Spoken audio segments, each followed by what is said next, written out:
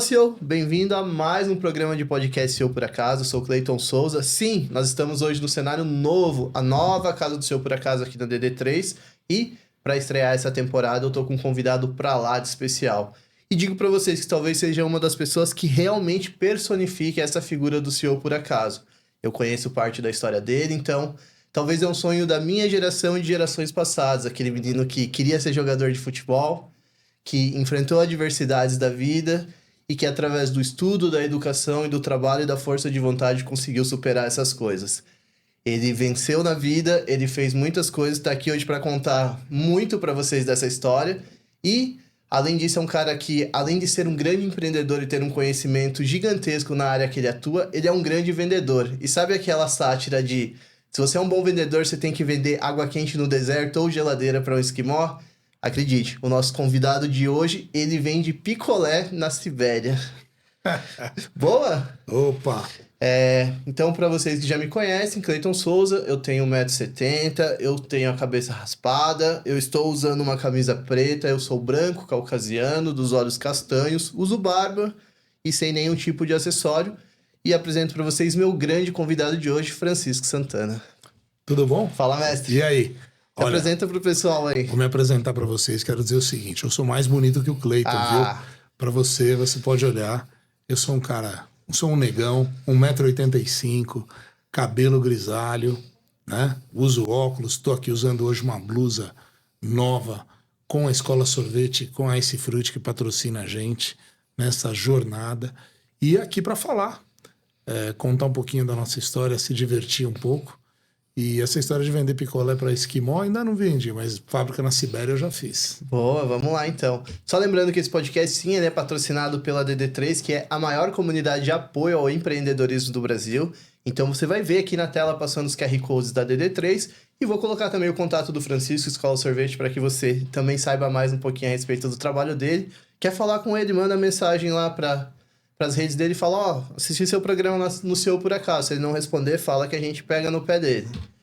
Mestre, queria saber um pouquinho da sua história para as pessoas conhecerem. Como surgiu essa questão de empreendedorismo? Conta um pouquinho quem é o Francisco, de onde vem e em que ponto isso colidiu para que você, de fato, chegasse nessa, talvez, necessidade de empreender e pegasse gosto por isso até chegar no estágio que a gente te conhece hoje. Eu sempre brinco que na vida eu só tive 2 empregos, né? O público, que eu trabalhei no governo durante alguns anos, e o de empreender, o de me virar, o de ser um cara que viveu a vida buscando sempre a oportunidade. Eu sou um cara que nasceu na cidade de São Paulo, mas eu fui criado em Cajamar, desde os 9 anos de idade lá. Então eu brinco sempre que eu sou naturalizado cajamarense, né? Isso me fez aprender muita coisa. Porque quando a gente vive num lugar periférico, cheio de adversidade, a gente começa a entender que tudo pode ser oportunidade e que tudo é difícil. Então hoje, olhando para trás e vendo tudo de onde eu vim, de todas as coisas que a gente tem, os meus colegas, os lugares, as coisas que a gente já fez, eu falo, pô, que marcha que foi. Não é uma coisa muito fácil. E eu comecei no sorvete já com 30 anos de idade, tenho 53. Então, quando eu fiz 30 para 31 anos, eu resolvi fazer uma mudança de carreira.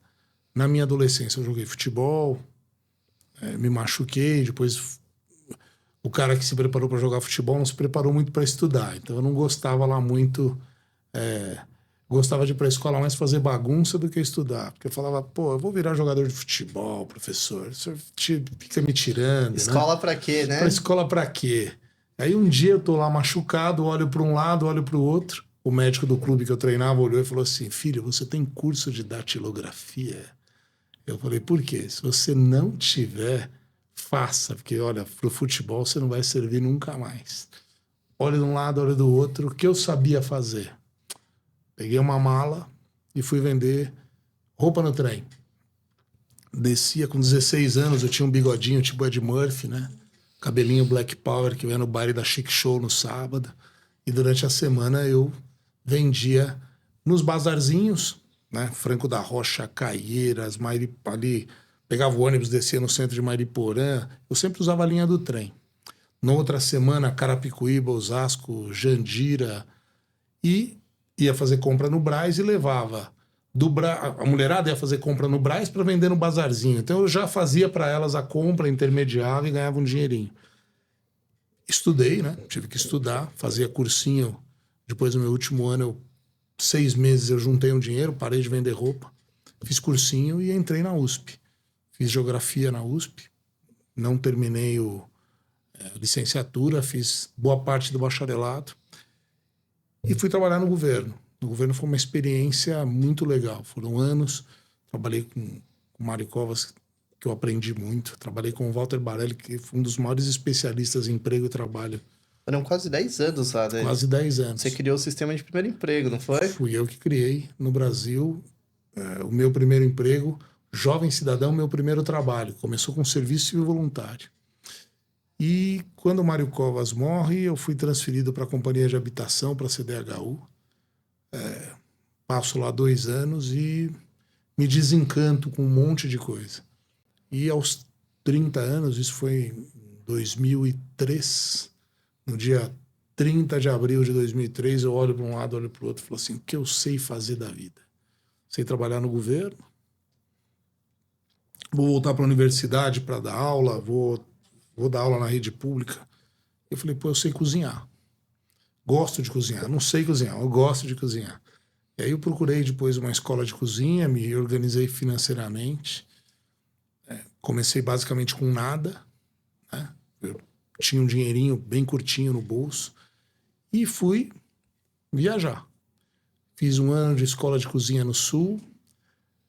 Eu conto essa história sempre, já contei isso em outros podcasts, que ali foi uma guinada, porque eu tive um professor na escola de cozinha que me chamou um dia no fim da aula e falou assim, cara, sabe qual é o seu talento para cozinheiro? Eu falei, qual? Ele falou, 0, nenhum. Eu falei, como assim, Mauro? Ele falou assim, nenhum. Ele falou assim, pensa o que é uma cozinha e pensa o que é você. Ele falou, você já pensou que você está o tempo inteiro me questionando? Por que o bife queima? Por que isso funciona assim? Por que isso funciona assado? Ele falou, isso não é coisa de cozinheiro. Vai ser confeiteiro, vai ser padeiro, vai ser sorveteiro, que é uma coisa mais técnica. Além do que, você é um cara que tem uma dinâmica, você pensa muito rápido. E o cozinheiro aqui não é muito para pensar. Quando a gente senta um cliente na mesa, faz um pedido, a gente tem 20 minutos para entregar o pedido. E a gente tem um dia inteiro para fazer a mise en place, cortar, fazer o caldo, defumar, enfim. A partir de amanhã você está na confeitaria. E aí é verdade. A confeitaria é muito mais técnica. Na confeitaria você aprende, você lê o sistema, você vai tentando entender as misturas, né?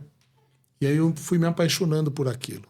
Dali eu fui para Buenos Aires, fiquei quase 1 ano em Buenos Aires, fiz um bom curso de confeitaria lá, e de lá eu fui para a Espanha. Na Espanha eu chego naquele momento do molecular, onde estava essa figura do Adrià, criando macarrão molecular, coisas diferentes, e eu já vinha fazendo sorvete há um bom tempo. E aí lá eu começo a entender um pouco a função dos ingredientes, os sistemas de venda, e dou uma sorte de ganhar uma bolsa para a Escola Nacional Superior de Confeitaria da França, onde eu fico quase 3 anos. E onde eu tive que reaprender na França tudo que eu achei que tinha aprendido. Isso que eu queria perguntar para você, porque a gente enxerga muito, de acordo com a história do público, que pelo que você me conta, você tinha primeiro um plano A, que era o esporte. Depois desse plano A, você acabou tendo esse problema físico e teve que trocar de estratégia. Foi para fazer o estudo na universidade do curso de geografia, e dali entrou num processo de trabalho como servidor público e teve uma guinada.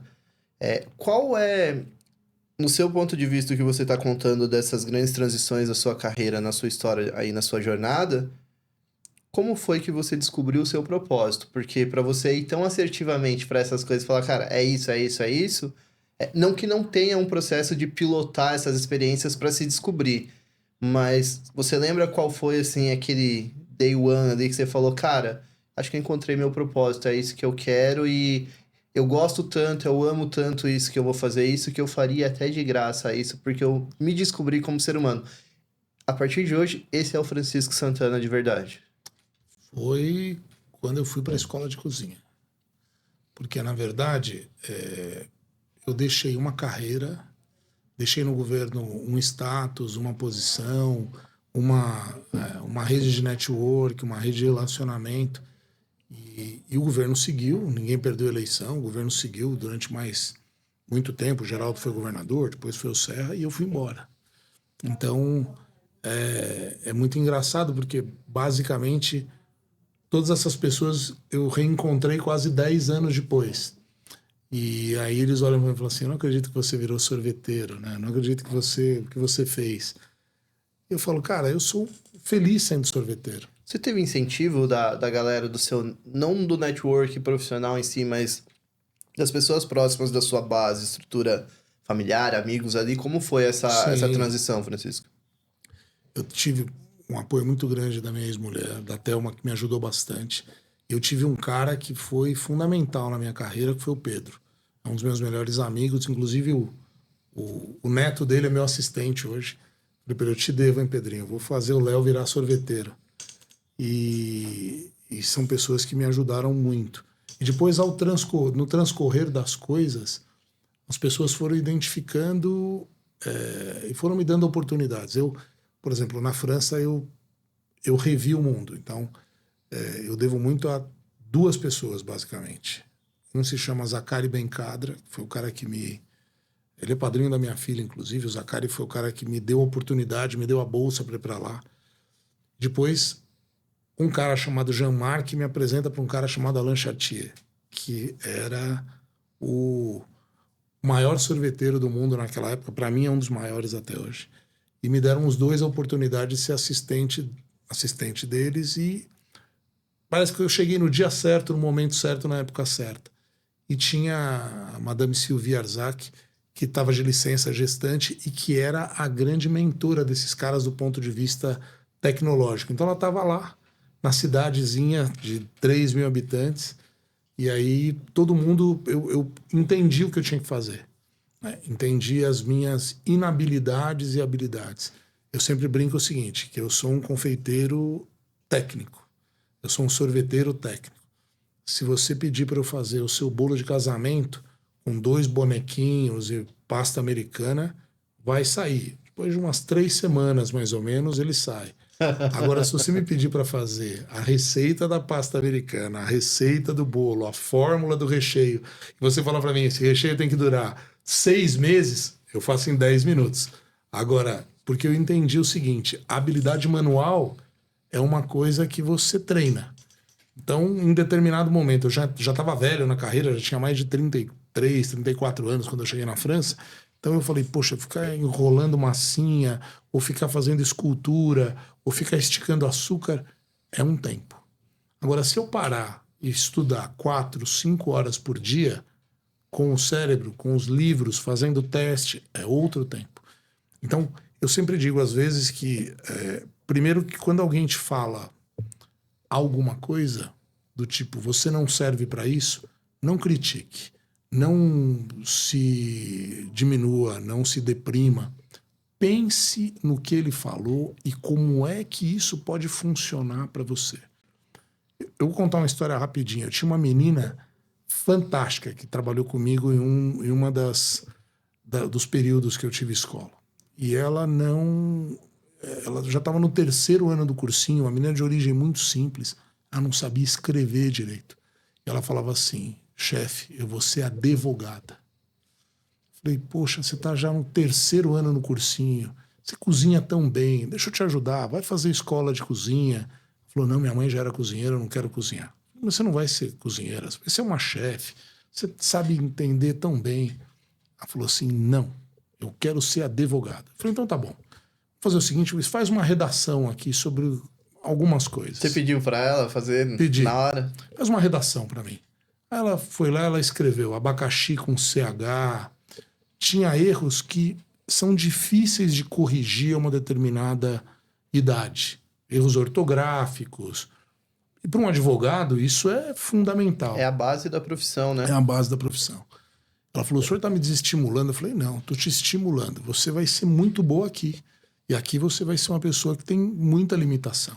Ela falou, não, senhor, querer é poder. Eu falei assim, olha, imagina se eu quisesse ser ginasta olímpico. Eu pesava 40 quilos mais que eu peso hoje. Eu falei assim, imagina eu ali na barra, na argola, tentando dar fazer as manobras, as manobra, acrobacias. ou eu fazendo um triplo carpado. No final tinha que ter uma ambulância, o SAMU. Ela falou, não, mas se você emagrecer... Eu falei, a minha complexidade física, a minha idade, nem que se eu quisesse... A sua genética não é para isso. Não é para isso. Então a gente tem que entender, às vezes, para que é que a gente serve. Eu concordo com você, Francisco. Eu vejo que as pessoas, às vezes, elas ficam nessa romantização das coisas do eu quero, eu posso, eu consigo, mas não tem a predisposição. Também você falou, se a gente quisesse ser jockey, já não poderia. 50 quilos pesa um jockey, a gente vai acabar com a coluna do cavalo. O cavalo vai morrer, coitado. Chega lá com a língua. Mas isso não significa que não tenha outras competências e que possa virar para outro tipo de mercado ou para outro tipo de atividade o que vai fazer.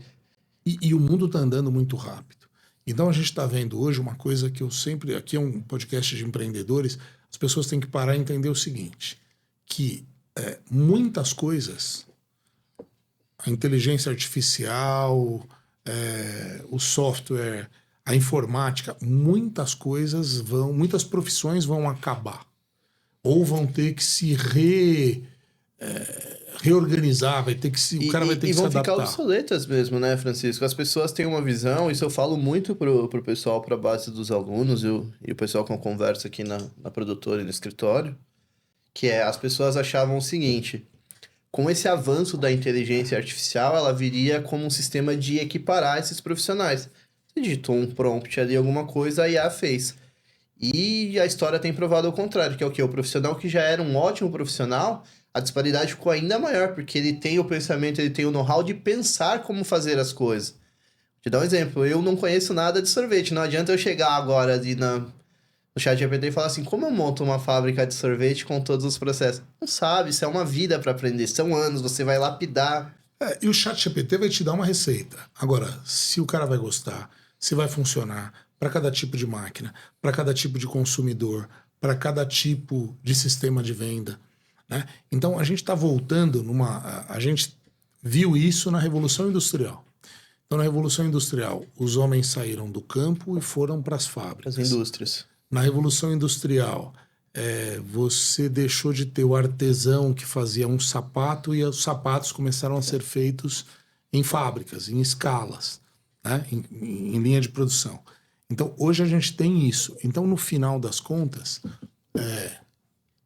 o produto orgânico, o cozinheiro, o confeiteiro, o músico manual, o sujeito que toca ali um violino e não a inteligência artificial. Ou seja, esses personagens que têm habilidades manuais, o encanador, o pedreiro, o pintor, gente que faz coisas manuais e que a máquina é complexa para substituir, ou que vai ainda ter uma dificuldade, porque você pode criar um robô para fazer um prato, mas ele não vai sentir o ponto, a textura, ele não vai saber o cliente que ele tem na ponta. Isso ainda vai demorar muito. Eu acho que nem chega a esse ponto, Francisco, porque a gente está falando de uma coisa que as imperfeições e essas sensações o robô não sente, o robô não descreve. O robô não tem o sentimento de tato. Não, o sensorial é diferente. Então você vai ter... Esse profissional vai ser valorizado de novo. E outra coisa, o capital entende o seguinte, e aqui é difícil a gente começar a falar capital, aí o pessoal fala, pô, isso aí é papo de comunista. Não. Não, de forma alguma. A gente tem que entender o seguinte, a Revolução Industrial, por exemplo, foi a responsável pela libertação dos escravos. Porque eles descobriram o seguinte, gente que não consome... A gente vai produzir 1 milhão de sapatos para quem? Para o escravo. O senhor não vai comprar sapato para escravo. Não precisa usar equipamento de segurança. Então é o seguinte, olha, época. Terminou o tempo da gente explorar a mão de obra e vamos agora num tempo que a gente vai pagar para eles pouco, mas eles vão consumir tudo isso que eles ganham. E a gente vai ativar a economia através do consumo. Então, essa redistribuição do dinheiro da inteligência artificial, no fim das contas, é a mesma coisa. Porque você vai ter que criar funções, você vai ter que criar distribuição de renda para as pessoas consumirem. Senão, a economia vai passar. Como foi o fim da Revolução Industrial, deu o quê? A Grande Depressão. Foi aquele momento de ajuste em 29, que depois vem a Segunda Guerra Mundial, que readapta isso, e o boom vem da recuperação econômica depois da guerra. Ou seja, o formato que a gente tem de modelo de capitalismo hoje é o formato pós-guerra, após a Segunda Guerra Mundial. E ele se dá como isso? Ele se dá através do capital entendendo como isso funciona. Né? Então hoje a gente tem... as pessoas falam, poxa, eu vou ficar sem emprego. Mas ele vai criar uma outra atividade, ele vai criar uma outra renda, ele precisa se qualificar para isso. Então, quanto mais especializado você for, quanto mais artesanal você for, e quanto maior a experiência pessoal você puder possibilitar, mais bem sucedido vai ser o seu negócio. Você torna ele personalizável, né, Francisco? Porque no seu caso, o que você falou, e eu concordo plenamente, porque bate com a minha história, através da educação e da autocapacitação, você se descobre, você começa a inventar mecanismos que possibilitam que você não ganhe mais renda, que você faça renda. Ganhar renda é diferente de fazer renda, eu falo para as pessoas. Porque ganhar você depende de alguma coisa, de alguém, para naquele momento suprir uma necessidade. Você fazer é a capacidade de pegar um copo e encontrar uma forma de fazer um produto e através disso ser remunerado com a base dos seguidores. Você falou, e o que você falou é interessante nessa forma. Eu queria que você me descrevesse para as pessoas que estão assistindo, que às vezes estão pensando, será que ainda dá tempo para mim? Ou vale a pena? O que vai ser daqui para frente? Porque uma pessoa pode estar assistindo e falar assim, deve ter sido sorte isso que o Francisco fez para chegar até onde está. Então eu queria que você contasse um pouquinho dessa história para as pessoas, aonde você achou esse motivador de mudança de vida e algumas pedrinhas que você teve que tirar do caminho aí para chegar onde está. Primeiro eu gosto de dizer para as pessoas o seguinte, dinheiro, o que eu ganhei eu gastei. Então, eu nunca fui um cara aficionado pelo dinheiro. Então eu nunca me importei em ser o sorveteiro mais rico do mundo. Eu sempre quis ser o melhor sorveteiro. Então, para mim, o desafio sempre foi fazer coisas que ninguém nunca fez. Né? Se eu estivesse trabalhando para a indústria de insumos, se eu estivesse trabalhando para a indústria de produto artificial, com o conhecimento que eu tenho, estava rico. Mas o meu desafio era outro. Como você viu, eu tive o prazer de fazer uma fábrica de sorvete na Sibéria. Eu falo para os caras assim, você pode ser o melhor sorveteiro do mundo, tem sorveteiro melhor que eu, mas fez uma fábrica de sorvete a menos 30 graus, só eu. Né? Então, eu me divirto com isso, em russo ainda. Eu me divirto com isso. Então tem coisas, são mais de 30 países andando. Mês passado eu estava em Angola, né? Então eu tenho essa conta de entender isso. Para mim o que funcionou muito mais foi o desafio. Né? E pego rápido o que vem vindo. Eu entendi o seguinte, lá atrás eu fiquei pensando, quantos chefes sorveteiros existem? Não existia. Porque os sorveteiros, eles são feitos por quem? Pela indústria. E a indústria faz o quê? Produtos pré-prontos para esses sorveteiros misturarem. Então, recebi uma mensagem de uma menina esses dias na Venezuela, ela falou assim, aqui, professor, estou luchando contra os heladeros de bolsita. Vos sos minha inspiração. Eu falei assim, caramba, já chegou na Venezuela o produto pré-pronto? E ela, sim. Eu falei, com toda a crise? Ela, sim. Então, você começa a olhar, eu vejo hoje muita gente falando o que eu estou falando há 10 anos com o mesmo discurso. Mas quando eu comecei a falar isso há 10, 15 anos atrás, eu fui chamado de maluco. Fui chamado, o cara virou um dia a empresa mais poderosa de ingredientes do mundo, o cara falou assim, você acha que você vai parar onde? Eu ensino tudo de graça para as pessoas, você vai fazer isso cobrando? Eu falei, cara, você ensina a usar os seus produtos. Então, no mundo do sorvete, eu fiz a seguinte leitura. Você tem a indústria de equipamentos, a indústria de produtos, né?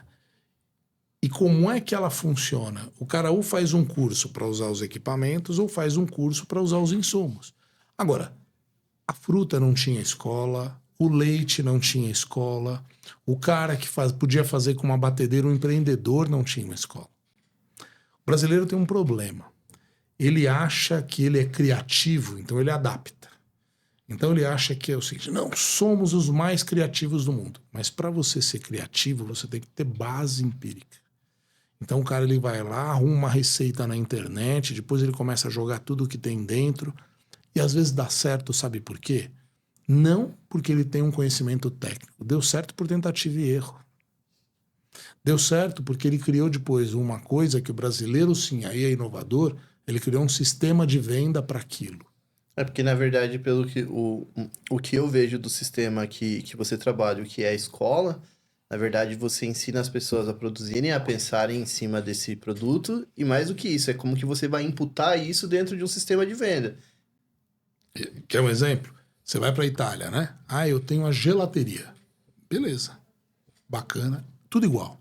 Umas mais chiques, umas menos chiques, mas é uma vitrine, num pocetto ou numa vitrine aberta, gelato, pistacchio, nocciola, cioccolato, fior di latte. Beleza.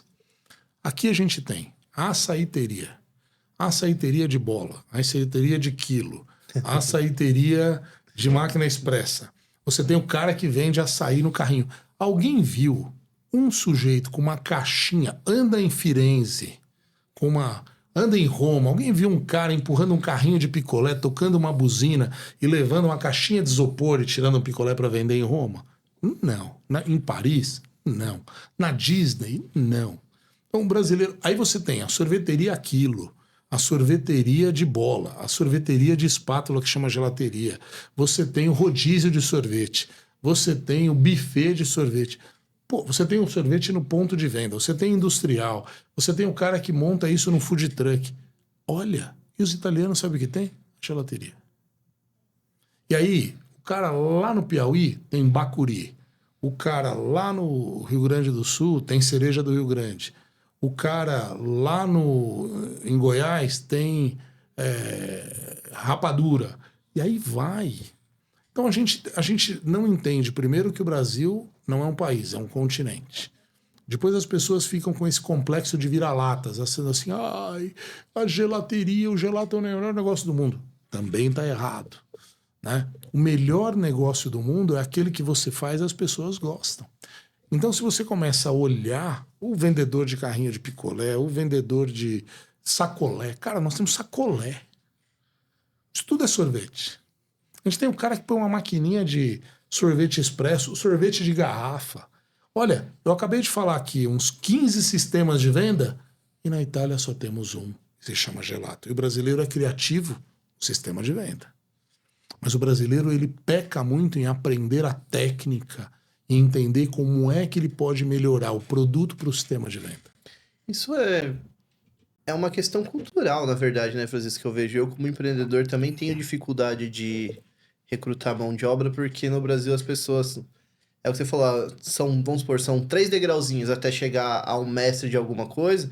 Ela aprende no primeiro, ela raramente, um percentual pequeno, chega ao segundo estágio, vamos colocar assim, de pleno, e de sênior, assim, um percentual muito menor. Então as pessoas acham que com o pouco que ele aprendeu, ele já vai rotacionar e vai imputar um sistema de vendas diferenciado e ele acha que ele reinventou a roda. E aí um cara que tem visão empreendedora, um cara que sabe organizar e manipular o dinheiro, vira 300 lojas. Né? Vira 100 lojas. Vira 80 lojas. Então, o cara que formata o negócio. Né?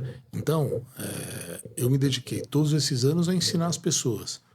Por que você não ficou rico vendendo sorvete, Francisco? Porque eu fiquei rico em viajar. Conheço 43 países, trabalhei em 30.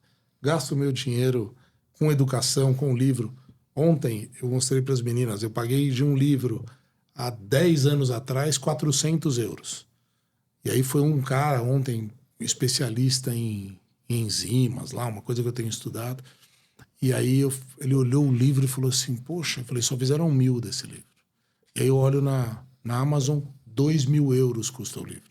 Então, um cara que tem coragem de comprar um livro de 400 euros há 10 anos atrás, e se você revirar a internet inteira, não tem esse livro digitalizado em lugar nenhum, hoje custa 2.000 euros, eu compraria ele hoje, né? Porque eu sei o quanto é fundamental isso no meu negócio. Então, o que eu gastei na minha vida foi em viagem, em conhecer, em saber.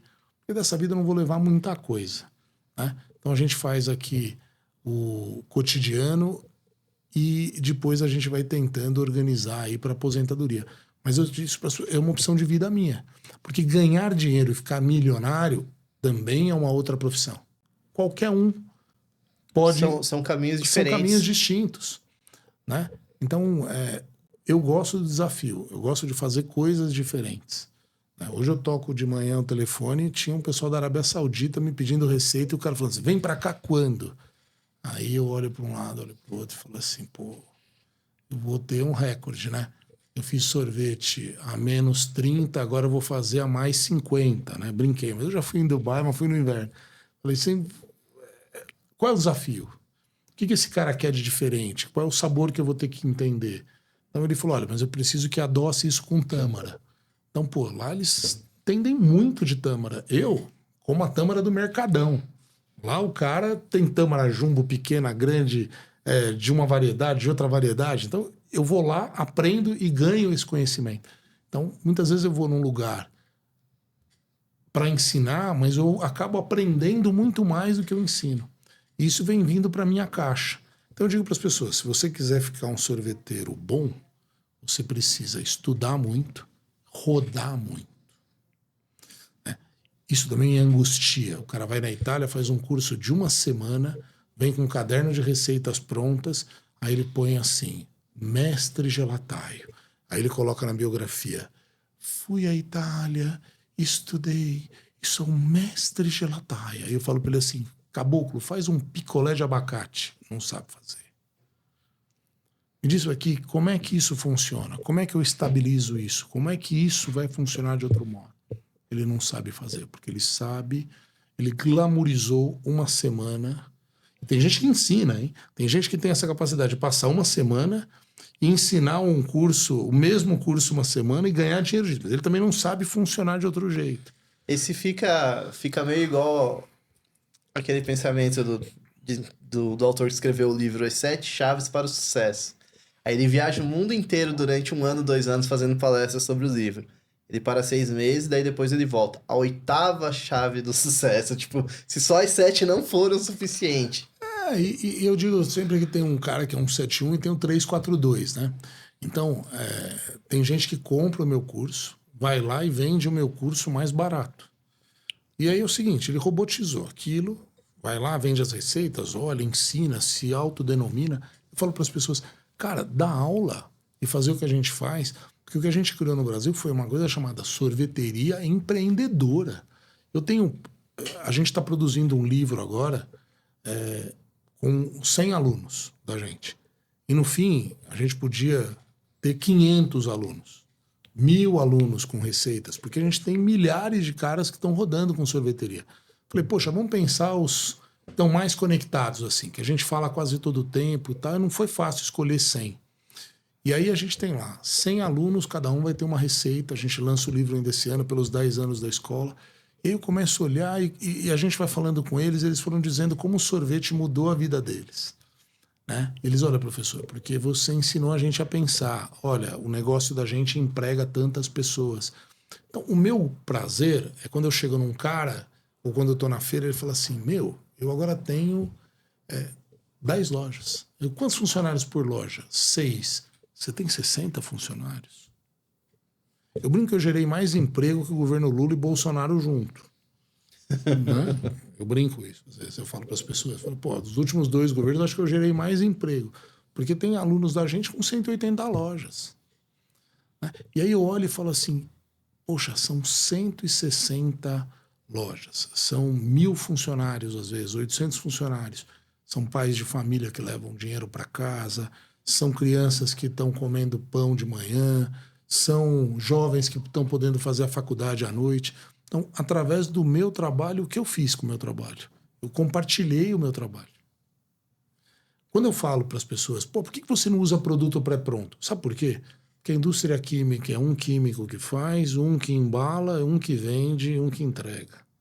Agora, quando você fala de morango fruta, já pensou quantas pessoas estão na cadeia de produção? É gigante. De um pé de manga. Desde o cara que vende o adubo, desde o cara que vende a enxada, desde o cara que vende o trator, o cara que vende a gasolina pro trator, o cara que vende o fertilizante, o defensivo, o cara que faz orgânico, o cara que planta, o cara que vende, o cara da caixa, o cara do Ceasa, o atravessador. Poxa, olha o tamanho dessa cadeia. E é barato. Né? E ainda assim a gente tem produto barato. E aí? Ah, mas você defende... Não, mas é entender quantos empregos a gente gera, como uma economia funciona. A gente vive uma cultura do desperdício no Brasil. Então, se você for todo sábado aqui no CEAGESP, você vai fazer a sua sorveteria à base de fruta grátis. Porque sábado é o dia que a fruta está mais barata dentro dos entrepostos. Por quê? Porque o feirante só tem feira no domingo, ele não tem feira na segunda. Então ele só vai comprar a segunda à noite para vender na feira da terça, que é a mais fraca da semana. Então às vezes ele não vai nem na terça. A gente vive de fruta verde? Não. A gente vive de fruta madura, quase passando. Né? Então eu já vi morango que custa R$10 vendendo por 2 no sábado. Aí o cara tem que ir, garimpar, olhar, ter a técnica, medir no refratômetro quanto tem de açúcar, construir a fórmula, fazer. Se ele fizer isso, ele ganha dinheiro. Se ele fizer isso, ele progride. Agora, o cara ir lá na loja, comprar um saquinho pronto, misturar, quem ganha dinheiro?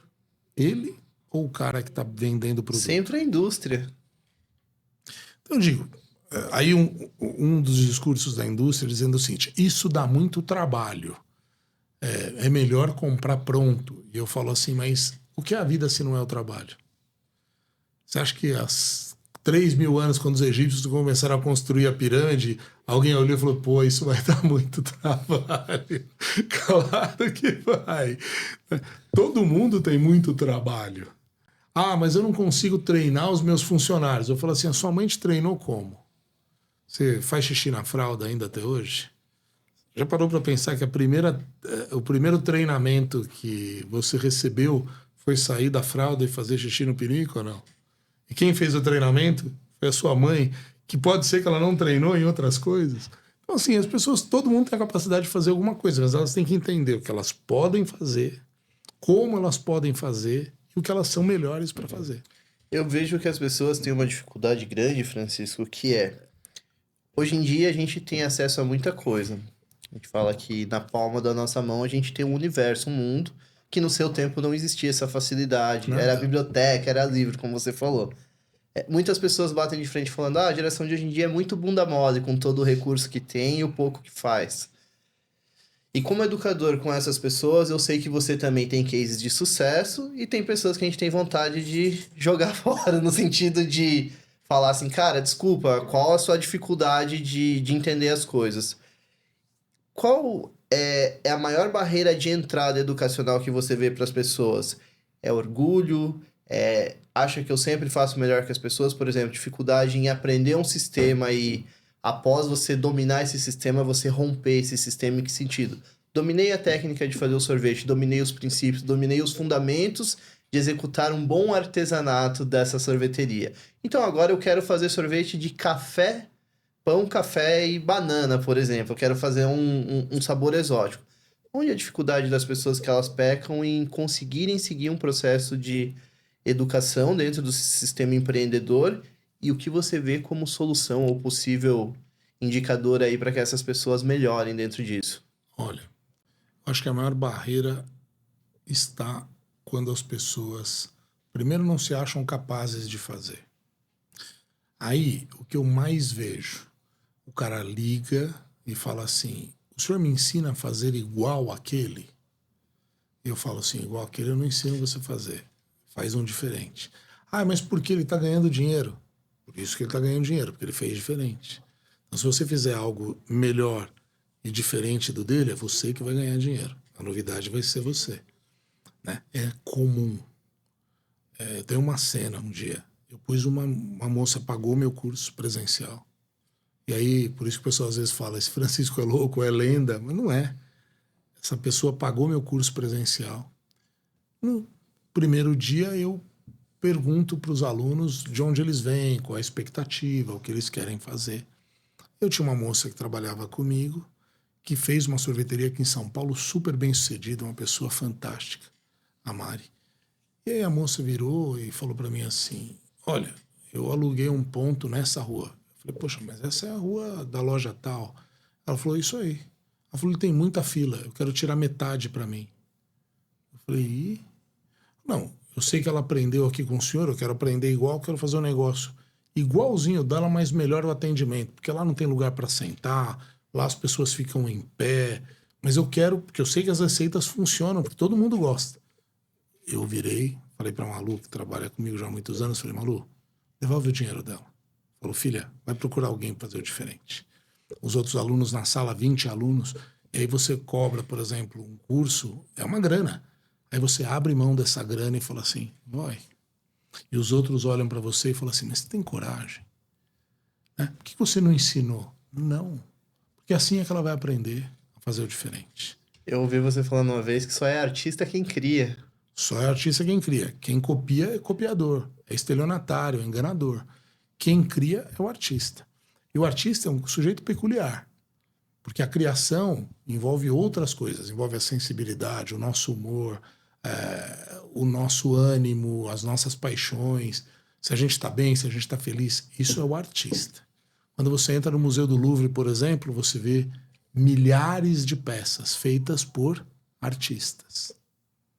Agora, quando você entra numa loja de R$1,99, você vê milhares de peças feitas pela máquina, copiadas pela máquina. Né? Então eu falo para as pessoas, peças únicas fazem os artistas. Né? E essa autoralidade é isso. Eu me realizei dando aula e viajando. Aí você fala assim, mas você não se realizaria? Um dia uma pessoa virou para mim e falou assim, poxa, se você tivesse ganho um monte de dinheiro com o que você faz, você agora podia estar viajando com esse dinheiro. Eu falei, não. Eu me realizei fazendo as duas coisas juntas. As pessoas falam, por que você foi fazer geografia na faculdade? Porque quando eu vendia roupa no trem, ou quando eu era adolescente, eu tinha tesão, loucura. Não por revista pornô, viu? Eu adorava National Geographic. Né? Eu adorava. Quando eu pegava aquela revista colorida, com aquelas fotos incríveis, e com aquelas paisagens, muitas eu já vi, várias delas eu já vi, e eu passava na minha cabeça e falava assim, um dia eu vou lá. Como é que as pessoas... O que é isso aqui? Então, para mim, o meu prazer na vida é esse. Esse era o meu gosto de vida. E continua sendo. Então, para mim, o legal é fazer o diferente, não é fazer o igual. E eu digo para as pessoas isso, eu criei a minha profissão, me demarquei no mercado, criei o meu sistema de venda, e eu falo para eles, eu gosto de viver, eu vivo de vender curso, eu vivo da aula, eu vivo de fazer consultoria e vivo de assumir desafios. Então, ganho para isso, consigo pagar as contas, sou feliz, e felicidade é tudo no seu negócio. Se você é feliz, todo negócio é bom. Às vezes você se realiza tendo um bar. Você gosta do bar, gosta de falar com gente, gosta de beber e gosta de estar no balcão. Então você abre o bar às 4 da tarde, fecha o bar às 4 da manhã, vai para casa cansado, dorme, meio-dia você vai fazer as compras. Você se realiza, porque você passou a noite inteira ouvindo história, passou a noite inteira dando prazer para as pessoas, fazendo coquetel, vendo as pessoas dançarem.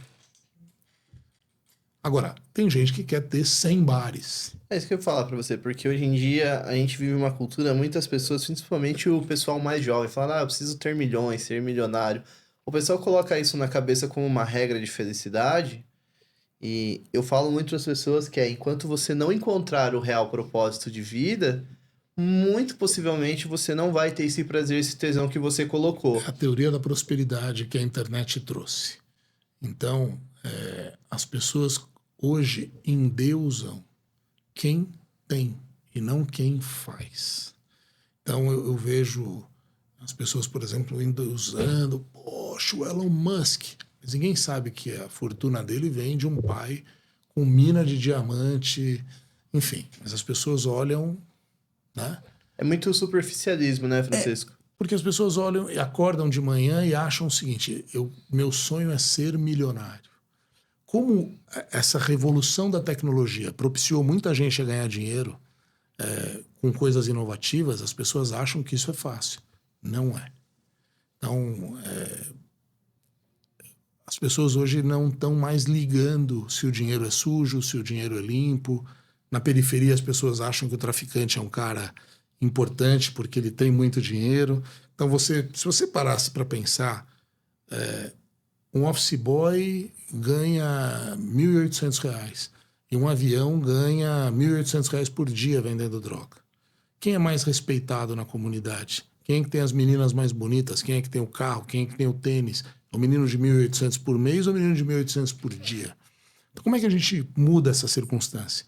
Então, o cara olha e fala o seguinte, mas se eu não tiver um Rolex, se eu não tiver uma Porsche, se eu não morar em uma casa de 800 metros, eu não vou ser feliz?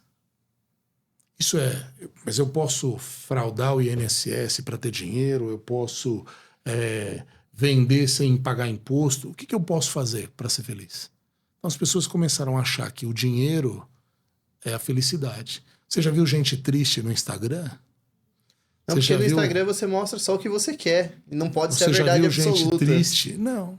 Então eu falo para as pessoas, felicidade é fazer o que você gosta. Dinheiro é aquilo que você vive com o que você quer ter. Sabe o que é uma coisa que eu acho interessante falar pro pessoal? Que talvez você que esteja assistindo esse episódio, ou outros episódios do Seu Por Acaso, que as pessoas já falaram coisas parecidas com o Francisco, as pessoas têm um pensamento, e eu também tinha muito esse pensamento, que é muito fácil ouvir a pessoa falando da onde ela está. E hoje eu compartilho esse pensamento aqui na comunidade, que é o quê? Se você não souber atirar de estilingue primeiro, se eu colocar uma bazuca na sua mão, você vai se explodir. E o que aconteceu? Eu vivi na prática isso, de sair de atirador de estilingue e de repente soltar uma bazuca na minha mão. O que eu fiz? Eu quebrei o negócio. E assim, era Quem nunca? E era assim, e eu tinha tudo que o figurino mandava. Eu tinha brand, eu tinha equipe, eu tinha um budget altíssimo para fazer as coisas rodarem. E a necessidade de falar hoje para as pessoas que eu tive que voltar, vestir a sandália da humildade, voltar alguns degraus e falar, cara, aonde eu pequei? O que aconteceu e por que não deu certo? Porque na teoria, o que estava nos livros, eu estava fazendo o que mandava. Mas o dia a dia não é os livros. Então, para essas pessoas que acompanham e falam assim, pô, da esquerda o Francisco está falando, soa meio mundo ideal dos sonhos, não. A grande parte das pessoas que eu tenho o privilégio de sentar e conversar, inclusive mais para frente eu vou movimentar mais coisas dentro da comunidade, que eu falo, esse mundo de internet, esse mundo que vocês veem em publicações, você precisa ter tal relógio para ser respeitado, sentar na mesa. Não. Gente, de verdade não é. As pessoas que sentam aqui comigo no off não é isso. E a deturpação do seguinte conceito. Então hoje, por exemplo, você fala que não gosta do dinheiro, você é comunista. Você fala que você ama o dinheiro, você é capitalista. Então você virou de direita ou de esquerda por pautas. Mas não é esse o conceito.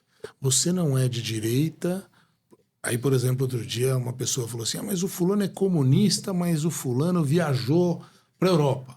Mas porque ele é comunista, ele não pode viajar para a Europa. As pessoas vestem um personagem, você tem que seguir fielmente, né? Não, mas você tem um tênis, o cara tem um tênis e é comunista. Falei, então, por esse princípio, Jesus era comunista, porque ele andava com uma túnica e sandália. Mas como não? No tempo de Jesus, não. Herodes andava, tinha sapato, roupa, ouro. Ouro é um negócio que as pessoas estão pendurando no pescoço há 5.000 anos, pô. Então, são essas coisas que eu falo para as pessoas. Não existe mais o conceito. O conceito, esse país é um país de direita ou de esquerda? Não, esse país é o país do banco. Você coloca hoje R$10.000 no banco, o banco te paga 14% ao ano, quando é o Tesouro Direto. Mas quando você vai pedir dinheiro emprestado para o banco te cobra 4% ao mês. Então esse país é um país comunista? Esse é um país... Não, esse é o país do banco, pô. Esse é o país de quem controla o dinheiro. De quem vence sempre no final. De quem vence sempre no final. Não paga o boleto. Né? Então, não paga o empréstimo. Tomam sua casa, tomam seu carro. Esse é o país do crédito. O brasileiro vive, cara, como a gente consegue empreender com juros de 14% ao ano? Porque se você tivesse 10 mil, eu faço uma conta para quem vai comprar um imóvel. O cara tem R$1 milhão para comprar um imóvel. Se ele coloca no Tesouro Direto, ele tem R$140 mil por ano, sem trabalhar. Então, ele paga R$12 mil de aluguel no imóvel.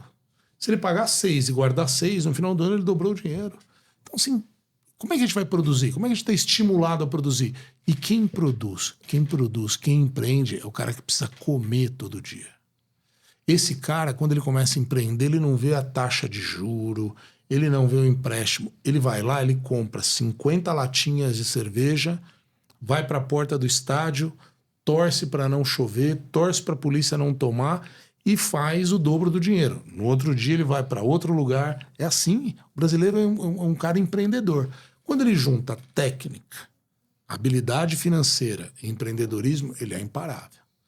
Agora, só que é difícil explicar para eles que eles precisam estudar essas duas etapas, né? E às vezes você tem isso, mas é esse a nossa veia.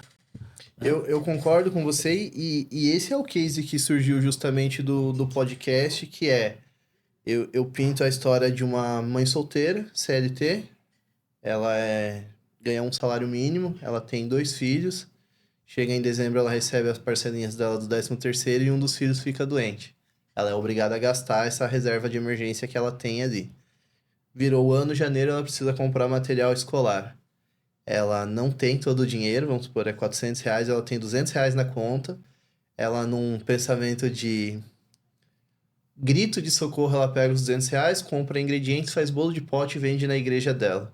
Em uma ação, ela vai lá, consegue pagar o material e se ela tinha 200, ela ficou com 300 em caixa. O que virou uma medida de socorro, começa a ser uma atividade uma vez por mês, depois quinzenal, semanal, e a pessoa chega no ponto que ela faz a conta. Olha, eu tô ganhando mais do que eu ganho no meu trabalho de CLT, então eu vou largar do CLT e vou só empreender. Só que aí é onde muitas pessoas quebram a cara. Por quê? Porque ela não tem um outro market share senão a igreja. E na igreja ela vende semanalmente nos cultos dela, por exemplo. Ela vai contratar, ela não sabe precificar a contratação, ela não sabe precificar o produto dela, ela vai abrir empresa, às vezes ela abre um que não é errado, não consegue uma certificação, alguma coisa necessária para vender no Toma um mercado. empréstimo fora de padrão.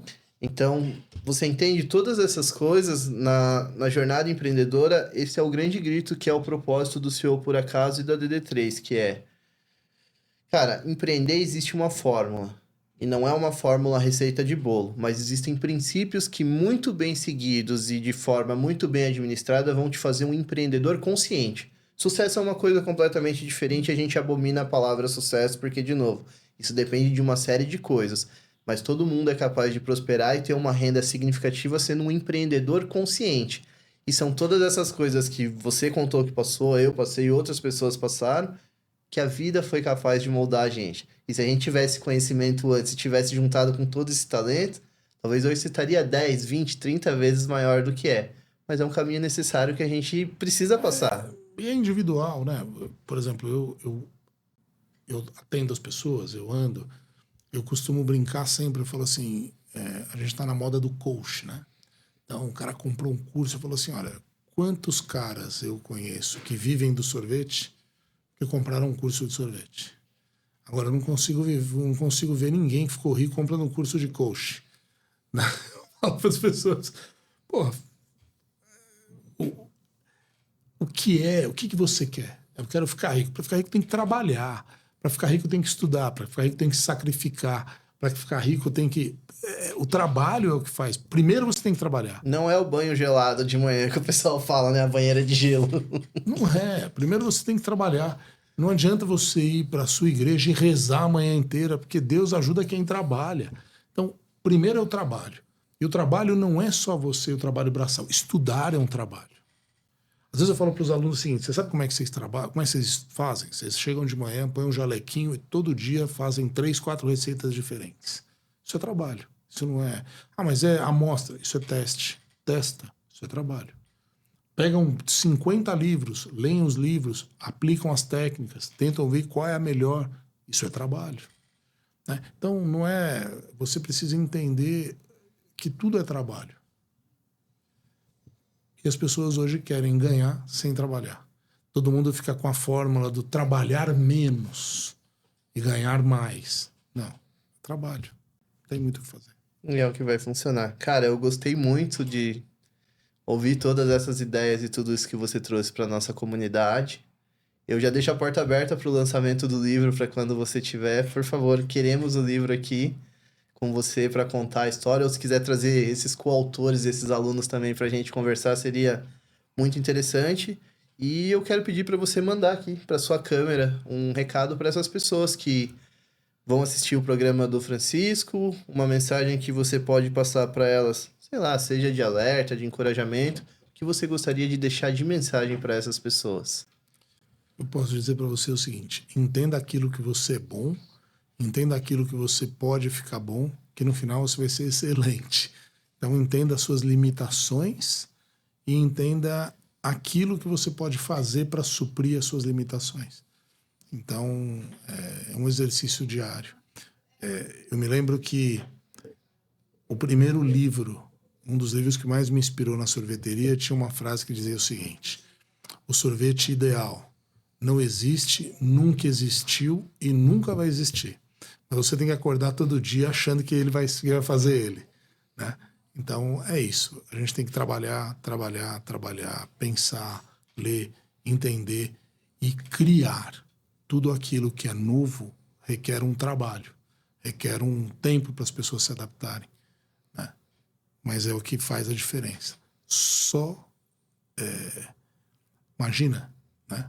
Olha as invenções que movimentaram o mundo, né? Todo mundo quem criou ganhou dinheiro, quem criou prosperou.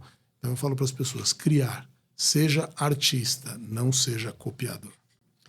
Eu tenho uma pergunta que eu deixo para as pessoas, Francisco, que é, na visão de Francisco Santana, ser CEO é? Ter que trabalhar todo dia. Ótima Errar pergunta. e acertar. E agora, nunca cometer o erro velho, só o erro novo. Erro velho te leva ao mesmo erro. Erro novo te leva a novas descobertas. Isso que é o mais importante. Obrigado, mestre. Obrigado, você. Para você que acompanhou, sim, o nosso podcast do Seu Por Acaso, hoje com esta fera, Francisco Santana, eu vou deixar todos os links deles aqui embaixo, vai passar QR Code na tela para vocês durante o programa, para vocês conhecerem mais sobre a Escola Sorvete, sobre as redes do Francisco. Sigam lá, mandem mensagem para ele. E sim, eu reforço, esse podcast foi patrocinado, sim, pela DD3, a maior comunidade de apoio ao empreendedorismo do Brasil. Quer saber como empreende, quer saber como faz as coisas de uma maneira menos sofrida, como o Francisco falou, ou ter mais consciência na hora de pilotar os seus projetos e testar e saber como pode dar certo ou transicionar tudo isso de uma forma menos dolorosa e mais assertiva, pega o seu celular aí, aponta para o QR Code que vai aparecer na tela durante o programa e lembrando, CEO, o empreender depende do saber e eu te vejo no próximo episódio. Tchau, tchau.